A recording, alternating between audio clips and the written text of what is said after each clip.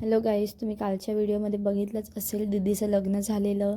तर हा आहे दुसऱ्या दिवशीचा व्हिडिओ. आम्ही दीदीसोबतच गेलेले, मी आणि आस्था. सकाळी आम्ही वडापाव आणि भजीचा नाश्ता करत होते.